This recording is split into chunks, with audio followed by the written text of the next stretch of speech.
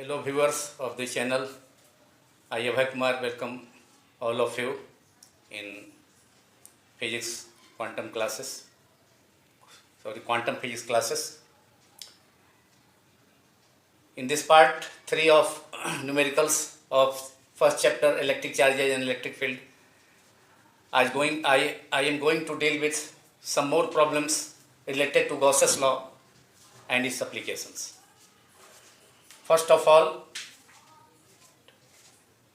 problem 1 of this part, find the electric flux through through the square surface as shown in figure 1 and figure 2. This portion is also solid, shaded, the given square is. Both are same problem, only difference is the sides, length of sides. Here the side of the square is represented by D and here A.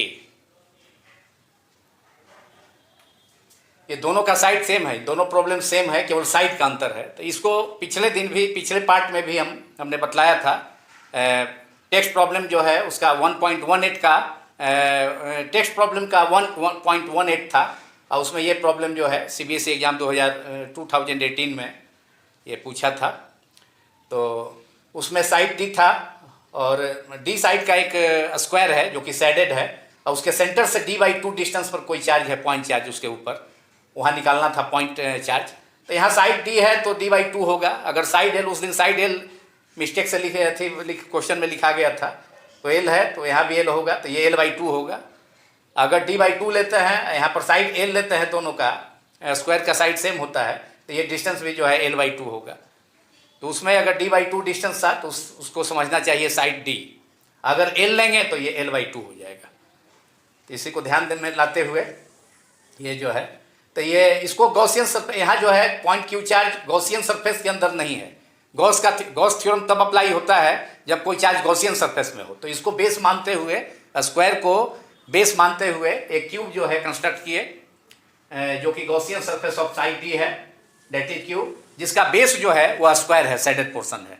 तो इस square से total flux जो इससे पास करेगा, माने चूंकि किसी cube में जो है 6 साइड होता है और यहाँ केवल एक साइड से निकालना है, तो टोटल अगर यहाँ गॉसियन सरफेस लेना इसलिए जरूरी है कि चार्ज क्यूब को इंक्लूड किया जा सके.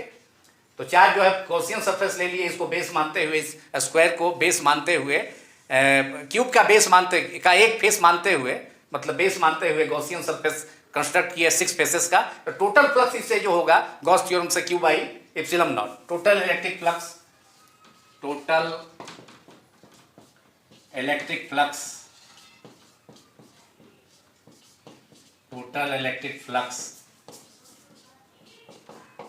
through the Gaussian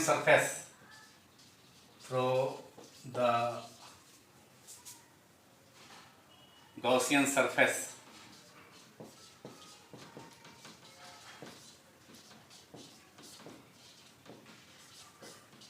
यहाँ गॉसियन सरफेस क्या है? क्यूब है, जिससे कि ये चार्ज क्यू जो है इसके सेंटर से डी साइड का जो डी लेंथ का जो स्क्वायर है उसके सेंटर से D/2 डिस्टेंस पर ये चार्ज है, तो इसके अंदर इंक्लोज हो गया. मतलब ये गॉसियन सरफेस लेंथ से ये जो क्यू चार्ज है वह इस गॉसियन सब क्यूब के अंदर जो इंक्लोज हो गया, अंदर आ गया. तो इसलिए गॉस का थ्योरम अब अप्लाई कर सकते हैं, क्योंकि गॉस थ्योरम जो है, गॉस लॉ, वह केवल क्लोज सरफेस के लिए होता है. इसलिए यहाँ गॉसियन सरफेस लेना जरूरी था.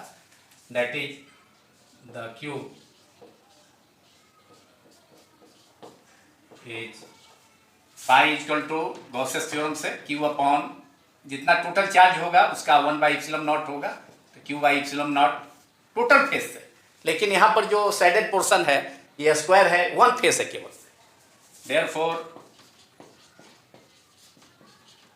तो 6 गॉसियन सरफेस के 6 फेसेस में से, पूरे क्यूब के 6 फेसेस में से इंटायर गॉसियन सरफेस पे जो फ्लक्स होगा वह Q/ε0 होगा. तो एक फेस से जो फ्लक्स होगा उसका 6 पार्ट हो जाएगा टोटल का. ये यूजिंग गॉसियस थ्योरम हो गया, using Gauss's law. Therefore electric flux through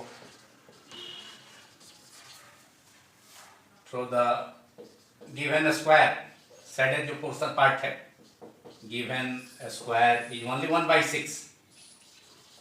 given जो स्क्वायर है शेडेड किया हुआ, वह पूरे जो गॉसियन सरफेस क्यूब है उसका केवल एक फेस है, क्योंकि क्यूब में 6 फेसेस होता है। Square shaded is phi dash equal to 1/6। Phi का 6 हो जाएगा, 6 पार्ट हो जाएगा, 1/6 पार्ट ऑफ फाई हो जाएगा, टोटल फ्लक्स का 6 पार्ट हो जाएगा।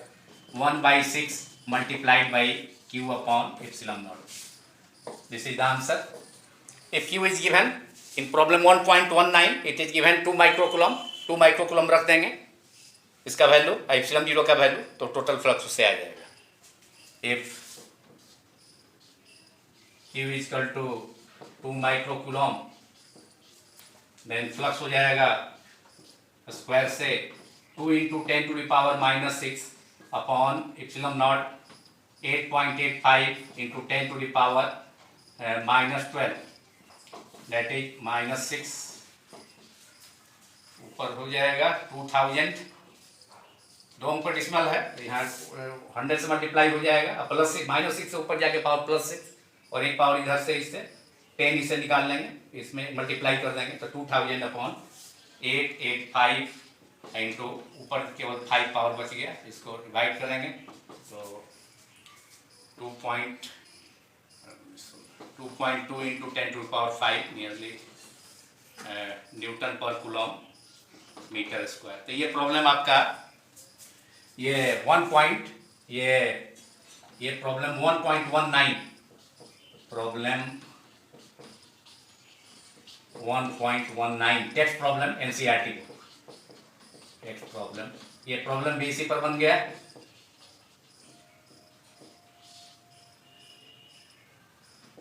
ये टोटल फ्लक्स हो गया है, टोटल फ्लक्स, और total flux through the cube, not from this face but through the entire, total flux through the entire cube, Gaussian surface, total flux through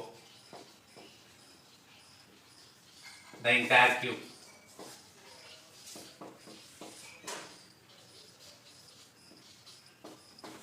ये हो गया, और ये केवल एक फेस से हो गया जिसका साइड डी है, और इसके सेंटर से d/2 डिस्टेंस पर ये एक पॉइंट चार्ज है। तो इससे क्लियर हुआ कि साइड पर डिपेंड, ये तो इलेक्ट्रिक फ्लक्स जो है वह गॉसियन सरफेस के साइड पर डिपेंड नहीं करता है, केवल उसके अंदर चार्ज जो इंक्लोज है, जैसे चार्ज यहाँ क्यूब के अंदर इंक्लोज हो गया, उस पर डिपेंड करता है। लेंथ नहीं, लेंथ अगर एल है, डी है, नहीं डी है, ए है, इस प्रॉब्लम में भी वही होगा, तो उस पर डिपेंड नहीं करेगा। यहाँ भी चार्ज क्यू है, और यहाँ पर स्क्वायर का ए साइड का स्क्वायर है इसके सेंटर से a/2 डिस्टेंस पर, ये जो है a/2 डिस्टेंस पर है। सेम यहाँ d था, यहाँ a/2 है, उससे कोई अंतर नहीं पड़ेगा। अगर a लेंथ रहेगा तो यहाँ l/2 हो जाएगा, अगर d/2 है तो इधर लेंथ d हो जाएगा। अगर a/2 डिस्टेंस है, माने स्क्वायर के सेंटर से a/2 डिस्टेंस पर चार्ज है, तो यहाँ पर स्क्वायर का जो लेंथ होगा वह a हो जाएगा, लेकिन उस पर डिपेंड नहीं करेगा। इलेक्ट्रिक फ्लक्स केवल चार्ज पर डिपेंड करता है, क्यू पर। तो यहाँ भी इसको बेस मानते हुए इस स्क्वायर को भी एक क्यूब का एक फेस मानते हुए गॉसियन सरफेस खींचे, तो ये जो क्यू चार्ज है इसके अंदर इंक्लोज हो गया। अब गॉस का थ्योरम जो है अप्लाई किया जा सकता है, गॉस का थ्योरम केवल क्लोज सरफेस के अंदर अप्लाई होता है, तो इसलिए यहाँ भी हो गया। इसमें solution same process, total flux through the cube, यहाँ भी हो जाएगा Q/ε0 गॉसेस थ्योरम से, लेकिन वन फेस से है, तो वन फेस से साइड ए है, उससे कोई मतलब नहीं है, हमको चार्ज से मतलब है। Gaussian electric flux depend only upon charge. It is independent of the length of the square, उस पर डिपेंड नहीं करता है। Length of the Gaussian circle उस पर डिपेंड नहीं करता है, केवल चार्ज पर। तो electric flux through the square, the given square जो कि साइडेड है, गिवन स्क्वायर जो कि साइडेड है, उसको वन फेस मान लिया गया पूरे गॉसियन सरफेस का, जिसके अंदर चार्ज क्यू इंक्लोज हो गया। Sided is phi dash equal to phi upon 1/6, और phi from Gauss's theorem it is only phi total flux Q/ε0, 1/6 multiplied by Q by epsilon naught. This is the answer. Total electric flux through the face. देखो same answer है यहाँ भी, जब side ए है तो ऊपर भी सेम है, साइड डी है तो ऊपर भी आंसर सेम है. इतना ही आंसर है एक फेस से क्यूब के से होकर के गुजरने वाला. अगर साइड एल होगा, L/2 डिस्टेंस पर ये चार्ज होगा तो वहाँ भी आंसर, और चार्ज क्यू ही इंक्लोज होगा तो वहाँ भी वही आंसर होगा. लेकिन टोटल फ्लक्स से जो आंसर होगा 1.1 प्रॉब्लम इसी में हम दिखा दिए हैं. क्यू का 2 माइक्रोकूलम है, तो टोटल फ्लक्स जो होगा तो इंटायर क्यूब से, गॉसियन सरफेस से, क्यू बाई एप्सिलॉन नॉट. तो क्यू का वैल्यू रख दिए 2 इंटू माइक्रो को कूलम में बदल दिए, -6 अपॉन एप्सिलॉन नॉट का वैल्यू रख दिए. ये करके 2.25 इंटू 10⁻⁵ न्यूटन पर कूलम मीटर स्क्वायर. एक और प्रॉब्लम हो गया आपका 1.18 तो बना ही दिए थे, इसी पर था, और 1.19. few more problems now.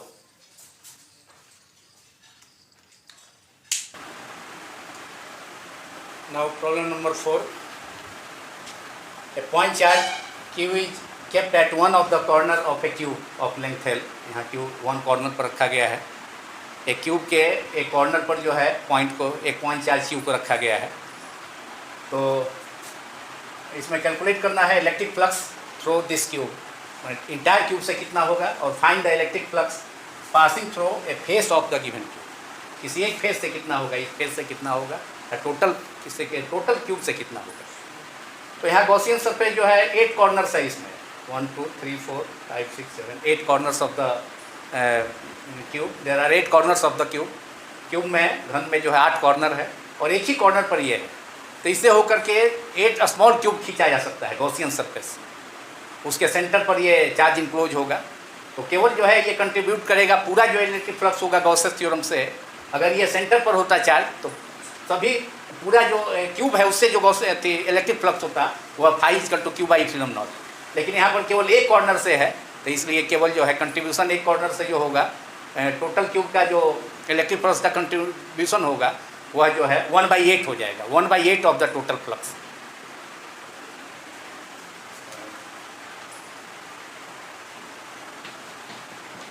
ए का जो होगा electric flux for the cube using Gauss's law, Gauss law का यूज करते हुए,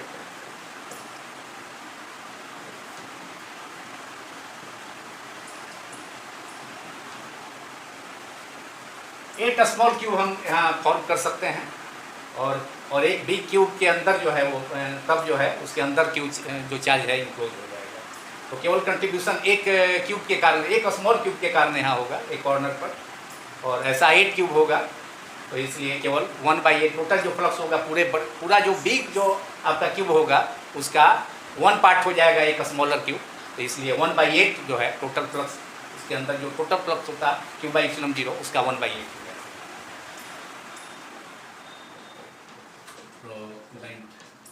cube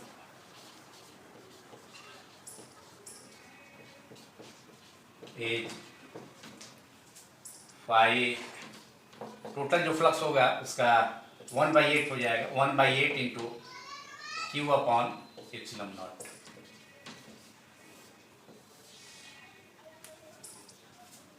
this is the answer. Total cube से अगर वन वर्टेक्स वन कॉर्नर पर है तब पूरे आपका पूरे क्यूब से ही फ्लक्स हो गया. तो केवल वन कॉर्नर पर जो है 1/8 स्मॉलर क्यूब होगा, आप कंस्ट्रक्ट कर सकते हैं. और एक बिगर क्यूब के अंदर जो है चार्ज जो होगा, एक बिग क्यूब के अंदर में 8 छोटा स्मॉलर क्यूब मिल करके गॉसियन सरफेस कंस्ट्रक्ट करेगा. तो एक बिग क्यूब, तो उससे रिजल्टेंट जो एक बिग क्यूब होगा उसके सेंटर पर ये होगा. तो उस स्मॉल क्यूब का माने बिग क्यूब का एक पार्ट हो जाएगा एक स्मॉलर क्यूब, इसलिए 1/8 into Q/ε0, Q/ε0 total flux हो जाएगा. और बी में जो है अब वन फेज से निकालना है. Find the electric flux, find the electric flux passing through a face of the given cube. एक फेज से जो है आपका जो है 3 फेज, कुल 6 फेज हो गया. तो एक पॉइंट से जो है 3 फेज कनेक्टेड है, तो केवल 3 फेज से जो है इक्वली सेवर्ड हो जाएगा. और 3 फेज जो होगा, बाकी 3 फेज जो होगा उससे इलेक्ट्रिक फील्ड डायरेक्शन और एरिया वेक्टर एक दूसरे के परपेंडिकुलर होगा. तो उससे फ्लक्स जो है 0 हो जाएगा. 3 फेज से जो है फ्लक्स जो है कंट्रीब्यूट जो होगा, एक कॉर्नर से जो है 3 फेज ये कनेक्टेड है, तो उससे इक्वली मैंने उससे जो इलेक्ट्रिक फ्लक्स होगा इक्वली शेयर्ड हो जाएगा 3 फेसेस से। अब बाकी 3 फेसेस से इलेक्ट्रिक फील्ड जो होगा वह उसके फेस के पैरेलल होने से एरिया वेक्टर जो होगा, जो नॉर्मल ड्रॉन करेंगे इलेक्ट्रिक फील्ड वेक्टर के, इलेक्ट्रिक फील्ड के परपेंडिकुलर हो जाएगा, तो वहाँ फ्लक्स 0 हो जाएगा। तो इसलिए यहाँ पर टोटल जो है 3 फाई जो होगा वह हो जाएगा 1/8 into Q upon epsilon naught equal to 3 phi. मैंने कहने का मतलब है कि टोटल फ्लक्स तीन साइड से, 3 फेस से कंट्रीब्यूट हो जाएगा। एक कॉर्नर पर है चार्ज, तो 3 फेसेस से जो है 6 फेस में से 3 फेस से जो है इक्वली इलेक्ट्रिक फ्लक्स कंट्रीब्यूट करेगा। अब बाकी 3 फेस से जो है फ्लक्स कंट्रीब्यूशन 0 हो जाएगा। तो केवल इलेक्ट्रिक फ्लक्स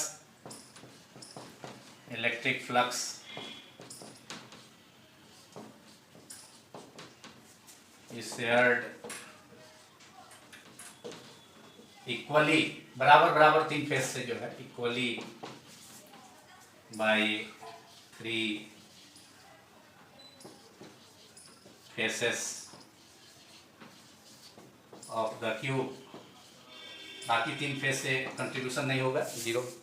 3 फेस से कंट्रीब्यूट करेगा, देयरफॉर दैट इज 3 फाई मिल करके equal to 1/8 into Q upon epsilon naught. इसलिए electric flux through each face phi equal to 1/3 यहाँ डिवाइड हो जाएगा। Electric flux through each face, यहाँ था टोटल थी से, टोटल जो है क्यूब से, each face of the cube is, यहाँ फाई हो गया 1/3। 3 फाई से माने तीनों फेस से मिलकर के इक्वली होगा, 3 फेस से मिलकर के इतना फ्लक्स होगा यहाँ। तो phi equal to 1/3 into 1/8 into Q upon epsilon naught, that is 1/24 into q upon epsilon naught. This is the answer for part B, one phase. And now for now next problem, similar problem. A charge q is kept at the center of a hemisphere. Hemisphere है, half माने अर्धगोला है, उसके centre पर charge है q। तो इससे flux कितना होगा? तो इससे भी एक गॉसियन सरफेस हम कंस्ट्रक्ट करेंगे, इसको पूरा चार्ज को इंक्लोज करने के लिए सेंटर पर। तो एक गॉसियन सरफेस जो है इमेजनरी स्फेयर खींचेंगे तो उसके सेंटर पर ये आ जाएगा। और स्फेयर का हेमिस्फेयर जो है स्फेयर का एक आधा पार्ट है। तो पूरा इससे जो फ्लक्स होगा, इससे टोटल फ्लक्स जो होगा, इससे टोटल फ्लक्स जो होगा आपका स्फेयर से, वह गॉसेस लॉ से Q phi equal to Q upon epsilon naught होगा। इससे phi equal to Q upon epsilon naught होगा टोटल गॉसियन सरफेस से। और हेमिस्फेयर उसका एक पार्ट है, इसलिए इससे जो फ्लक्स हो जाएगा माने सिमेट्री से जो है हाफ हो जाएगा, हाफ पार्ट ऊपर हाफ पार्ट नीचे। तो इससे जो है फ्लक्स जो होगा हाफ हो जाएगा, हाफ ऊपर हाफ नीचे, तब total flux Q by epsilon naught. इसलिए देयरफॉर हेंस हेमिस्फेयर से जो फ्लक्स होगा वह केवल जो है 1/2 क्यू बाई इप्सिलॉन नॉट हो जाएगा। Total electric flux through the Gaussian surface sphere, total electric flux, Gauss law use करके, flux through the Gaussian surface through the entire sphere. Gaussian surface है, इंटायर स्फीयर जो construct किए हैं, Gaussian surface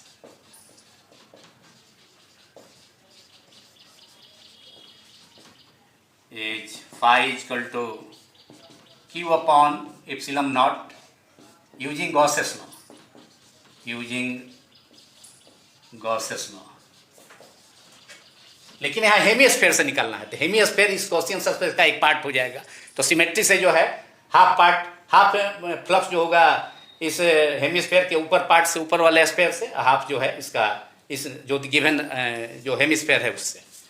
तो hence therefore flux through the hemisphere, electric flux through the hemisphere, electric flux through the hemisphere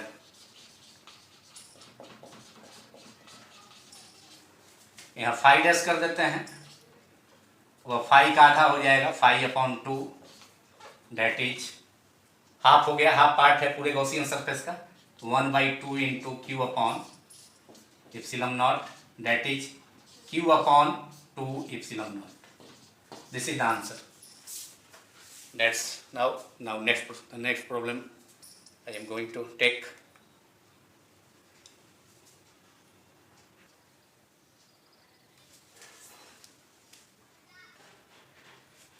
Now the next problem is also based on the ratio to calculate the ratio of electric flux, also based on the Gauss's theorem. ये problem भी Gauss's theorem पर based है, जिसमें दो sphere है, एक inner sphere है S1 और दूसरा बाहरी आउटर स्फीयर है S2. दूसरा बाहरी स्फीयर है गोला और अंदर जो है इनर स्फीयर है, और inner sphere charge Q contain करता है, आउटर स्फीयर 2Q करता है. S2 के अंदर 2Q है, इनर स्फीयर के अंदर Q है, और दोनों स्फीयर कंसेंट्रिक है. तो दोनों स्फीयर से जो इलेक्ट्रिक फ्लक्स पास करेगा या इलेक्ट्रिक फील्ड उससे एसोसिएटेड होगा, उसका रेशियो निकालना है. तो फर्स्ट में रेशियो निकालना है, और सेकेंड में जो है S1 के अंदर में एयर के बदले में, एयर के प्लेस में जगह पर डाई इलेक्ट्रिक कॉन्स्टेंट K का जो है एक दूसरा मीडियम रख दिया गया. दूसरा मीडियम कुछ भी हो सकता है, जल हो सकता है, माइका हो सकता है, इवोनाइट हो सकता है, प्लास्टिक हो सकता है, कुछ भी हो सकता है. तब इलेक्ट्रिक फ्लक्स क्या प्रभाव पड़ेगा, इफेक्ट पड़ेगा S1 पर, वो निकालना है.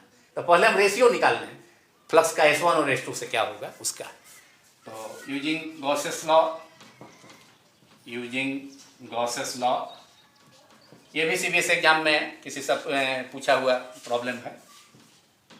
Gauss's law, electric flux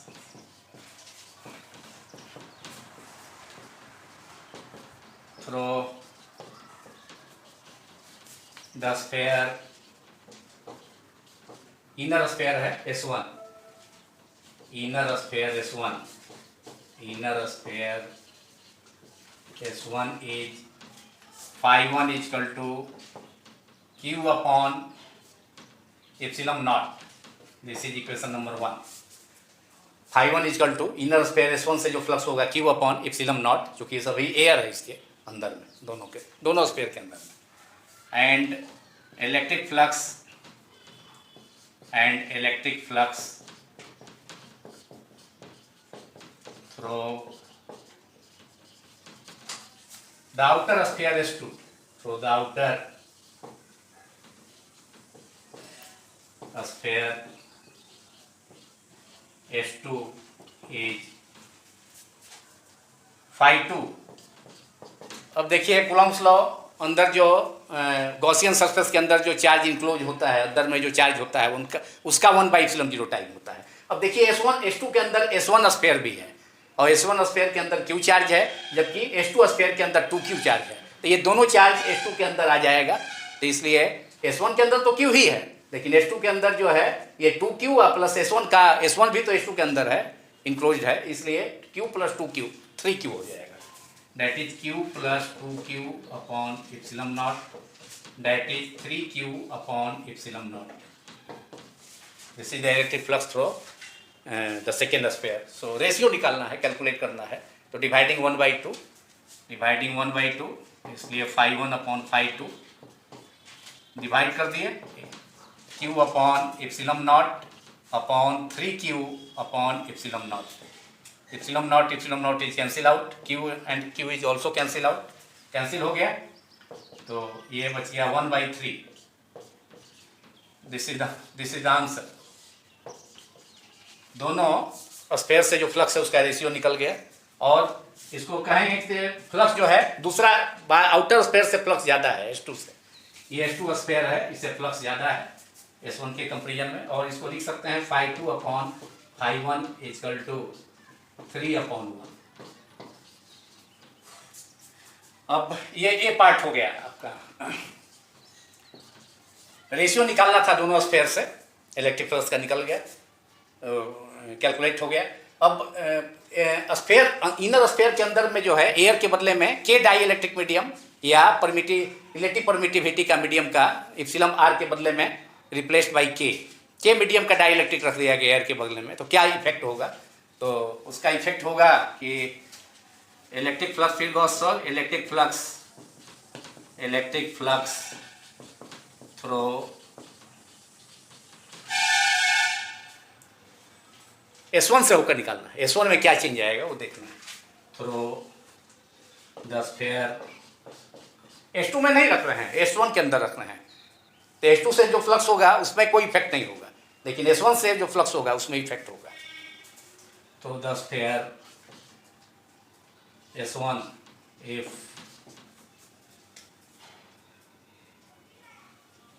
a medium of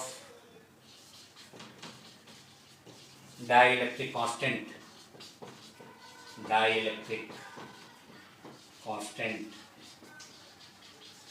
K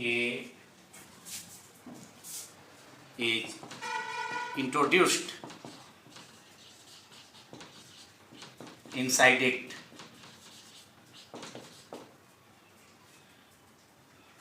is phi1 dash। Now phi1, पहले केस में phi1 लिए थे, S1 से जो फ्लक्स था जब चार्ज Q था और इसके अंदर एयर था। अब एयर के बदले में डाइलेक्ट्रिक कांस्टेंट K का मीडियम इंट्रोड्यूस कर दिया गया है। तो फ्लक्स में अब हम लिखेंगे गॉस थ्योरम से phi1 इक्वल टू, अंदर चार्ज Q है S1 के अंदर में, Q अपॉन एप्सिलॉन नॉट नहीं लिखेंगे, केवल एप्सिलॉन लिखेंगे। Q equal to epsilon absolute permittivity of the medium, total permittivity of the medium, and this equal to Q epsilon naught into epsilon r। epsilon equal to epsilon naught epsilon r पहले भी हम बता चुके हैं Coulomb's law में। और यहाँ epsilon r is replaced by K। epsilon r relative permittivity of the medium, और इसी को दूसरा नाम उसका है डाइलेक्ट्रिक कांस्टेंट। तो epsilon r की जगह K रख दिए, यही हो गया। This is the answer. इधर epsilon r equal to K, dielectric constant जिसको कहते हैं, लिखे भी हैं हम।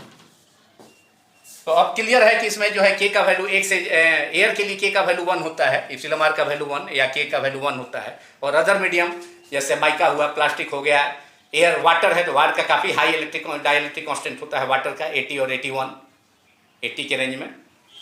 तो माइका का भी उसी ढंग से, पेपर का भी ज़्यादा होगा, एक और 10 के बीच में होता है माइका पेपर का।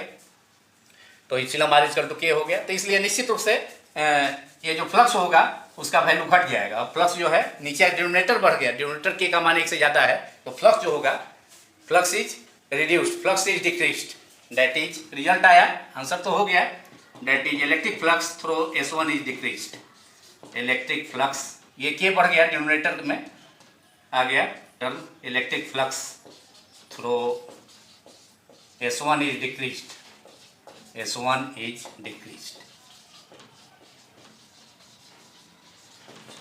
So these are the problems related to, I am taken so many problems related to Gauss's law. Now some problems related to its application also।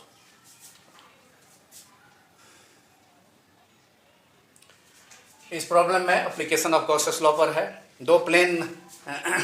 दो इन्फिनिटी लॉन्ग जो है मेटल सीट, मेटल प्लेट्स है, और जिस पर surface charge density एक पर, first पर प्लेट ए पर से प्लेट ए, इस पर जो है surface charge density plus sigma, जिसका value 17 × 10⁻22 coulomb per metre square है। और दूसरा प्लेट पैरेलल प्लेट है, दूसरा नंबर 2 प्लेट बी, उसका नेम दिए हैं प्लेट बी, इस पर उतना ही चार्ज है लेकिन निगेटिव है, तो माइनस सिग्मा उतना ही है वैल्यू दिया हुआ। तो कह रहा है कि अब फर्स्ट प्लेट के आउटर पॉइंट पर जो है, आउटर पॉइंट P पर इलेक्ट्रिक फील्ड निकालें, दोनों प्लेट के बीच में जो पॉइंट है R है उस पर निकालें, R पॉइंट मान लिए हैं इसको और सपोज किए हैं, और इधर जो राइट प्लेट है, सेकेंड प्लेट है, उसके राइट में जो पॉइंट है Q, वहाँ पर निकालना है।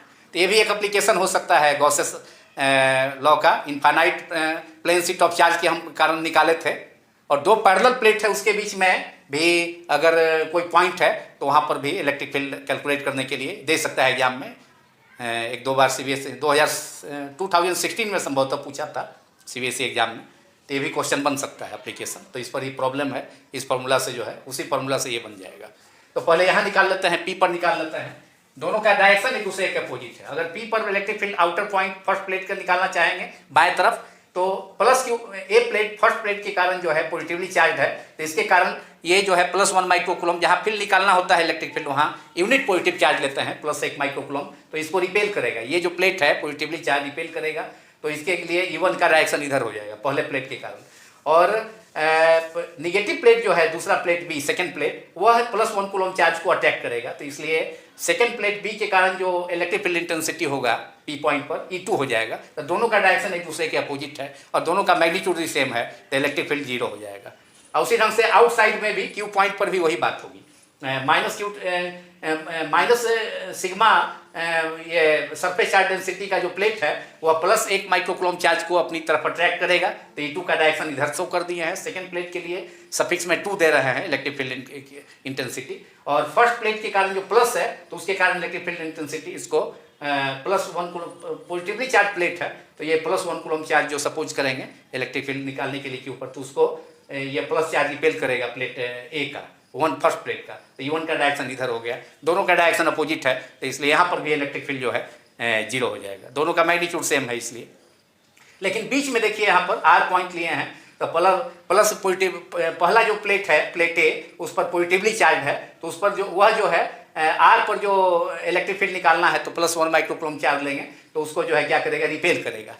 सिमिलर चार्ज के भी रिपल्सन होगा। तो E1 ले लिए हैं फर्स्ट प्लेट के कारण, R पर इलेक्ट्रिक फील्ड इंटेंसिटी नीचे दिखाए हैं E1, और सेकेंड प्लेट पर जो है -Q चार्ज है, तो ये इसको अटैक करेगा। तो निगेटिव चार्ज जो है R पॉइंट पर जो +1 माइक्रोकूलम चार्ज सपोज करेंगे उसको अटैक करेगा। तो दोनों का डायरेक्शन E1 और E2 सम हो जाएगा, माने एक ही डायरेक्शन में है, तो यहाँ पर दोनों का मैग्नीट्यूड ऐड हो जाएगा। तो केवल कंट्रीब्यूशन जो है इलेक्ट्रिक फील्ड का दोनों इनफाइनाइटली लॉन्ग पैरेलल प्लेट के कारण जो है बीच के किसी माने दोनों के बीच में होगा। आउटसाइड माने फर्स्ट प्लेट के लेफ्ट में और सेकंड प्लेट के राइट में P और Q पॉइंट पर 0 हो जाएगा। तो now we have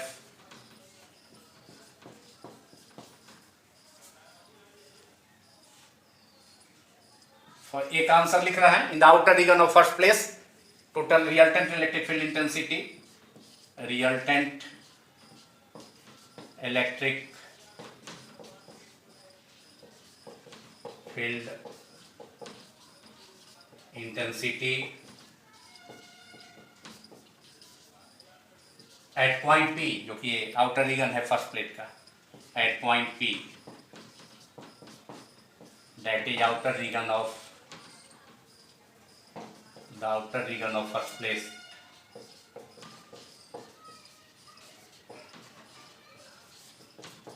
plate 1 is E equal to E1 minus E2, mod ले लेते हैं दोनों का, E मॉड E1 मॉड, दोनों का डायरेक्शन अपोजिट है, minus E2 mod, that is E1 minus E2। और E1 जानते हैं इनफाइनाइटली लॉन्ग कंडक्टर के कारण जो है σ/2 एप्सिलॉन नॉट एक्सप्रेशन आया था, गॉस थ्योरम का एप्लीकेशन पार्ट 11 में पढ़ाए थे, बतलाए थे, σ/ दोनों सेम हो गया, डेट इज 0। ये आंसर हो गया आपका फर्स्ट रीजन, मैंने प्लेट 1 के लेफ्ट साइड में जो पॉइंट है। और B जो है आपको निकाला in the outer region of the second plate, यहाँ पर Q पर, यहाँ पर भी 0 ही होगा क्योंकि डायरेक्शन अपोजिट है।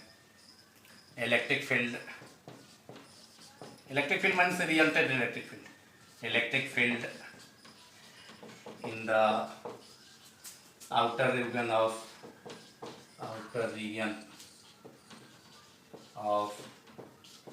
प्लेट 2 और plate B, plate 2 second plate is, यहाँ भी वही होगा, E equal to E1 minus E2, that is σ/2 epsilon naught minus σ/2 epsilon naught, that is 0। कोई कंट्रीब्यूशन नहीं है फील्ड का फर्स्ट प्लेट के लेफ्ट में और सेकंड प्लेट के दाहिनी ओर राइट साइड में, केवल बीच में होगा क्योंकि E1 फर्स्ट प्लेट के कारण electric field intensity R point पर E1 इधर ही है राइट साइड में एलोंग पॉजिटिव एक्स एक्सिस, और सेकंड प्लेट पर निगेटिव चार्ज है तो ये भी इसको अटैक करेगा, तो वो भी उसी डायरेक्शन में। तो C between two plates electric field, now electric field between two plates is E, यहाँ समअप हो जाएगा, दोनों का डायरेक्शन सेम है, E1 mod plus E2 mod, that is E1 plus E2 equal to σ/2 epsilon naught plus σ/2 epsilon naught, that is 2 × 2 sigma epsilon sigma 2 into same term है, sum up हो जाएगा, sigma by epsilon naught, sigma का value दिया हुआ है दोनों का, plus minus 17 into 10⁻−22 upon epsilon naught 8.85 into 10⁻−12, -12 से ये पावर कैंसिल, -10 हो गया। इसको आप लिख सकते हैं 1700 अपॉन 885 इंटू 10⁻−10 न्यूटन पर कूलम।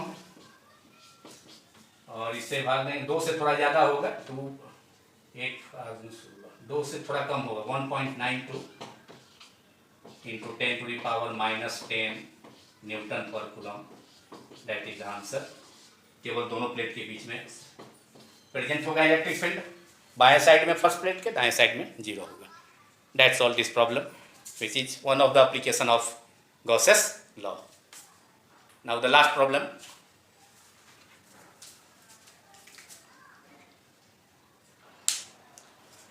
ये प्रॉब्लम टेक्स्ट प्रॉब्लम है एनसीईआरटी बुक से 1.21, जिसमें एक चार्ज स्फीयर है जिसका रेडियस 10 सेंटीमीटर है और इस पर अननोन चार्ज दिया हुआ है इसके सरफेस पर, वही निकालना है क्यों। और इलेक्ट्रिक फील्ड का डायरेक्शन सरफेस के ऐसे आप रेडियली आउटवर्ड होता है, जानते हैं सरफेस के नॉर्मल आउटवर्ड डायरेक्शन, लेकिन यहाँ इलेक्ट्रिक फील्ड का जो डायरेक्शन है वह जो है वह इनवर्ड दिखाया गया है, रेडियली इनवर्ड दिखाया गया है। ये रेडियस है, रेडियस के हम इनवर्ड डायरेक्शन दिखाया गया है, तो इसलिए इनवर्ड का मतलब है कि निगेटिव लेना होगा, क्योंकि इलेक्ट्रिक फील्ड का डायरेक्शन पॉजिटिव लिया जाता है और यहाँ इनवर्ड है जिसको फिगर में लिखा है, इसे निगेटिव लेना होगा। One of the application of Gauss's theorem, charge sphere hollow sphere के due to charge hollow sphere electric field intensity निकालना है, कैलकुलेट करना है। तो गिवन रेडियस 10 सेंटीमीटर है और ये रेडियस यहाँ दिया हुआ है डिस्टेंस 20 सेंटीमीटर, ये पॉइंट पी ले लीजिए, आर सेंटर से इसका डिस्टेंस जो है 20 centimetre, this distance R is 20 cm, point P का डिस्टेंस जो है 20 सेंटीमीटर है। और यहाँ इलेक्ट्रिक फील्ड का जो डायरेक्शन है इनवर्ड की जगह आउटवर्ड, ये इसका रेडियस है 10 सेंटीमीटर, इधर दिखाई चाहे इधर, पी पॉइंट पर ये डिस्टेंस है, यहाँ पर आर जो है 20 सेंटीमीटर, आर 20 cm है, यहाँ शो कर दिए हैं। आर इक्वल टू पॉइंट का डिस्टेंस 20 cm है, 10 centimetre means 10/100 0.1 metre, 20 cm 20/100 that is 0.2 metre. और इलेक्ट्रिक फील्ड दिया है लेकिन इनवर्ड है इसलिए निगेटिव लेंगे, 1.5 इंटू 10⁵ न्यूटन पर कूलम। तो सरफेस पर जो चार्ज क्यू है उसी को निकालना है, कैलकुलेट करना है, जो कि अननोन है। Charge unknown charge Q equal to 1 using the formula,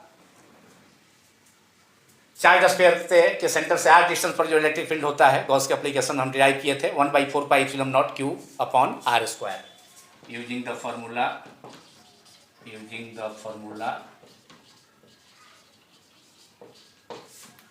electric field intensity at point P at distance r is electric field intensity at a point say P, distance r, at distance r, distance 20 cm, that is r equal to 20 cm from the center of the charge sphere, from the center of the charge sphere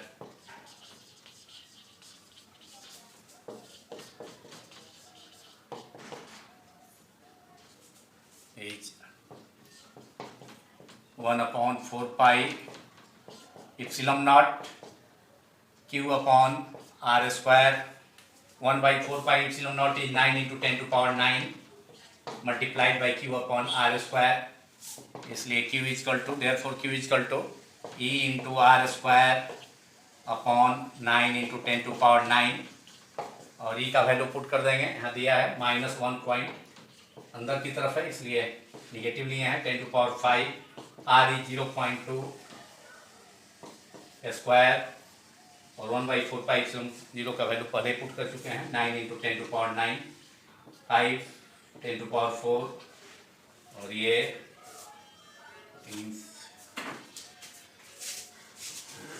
0.5, ये 0 को -0.5 into 0.04 0.2 into 0.2 upon 3 into 10 to power -4 equal to minus 0. Multiply कर दीजिए 500 का 20 20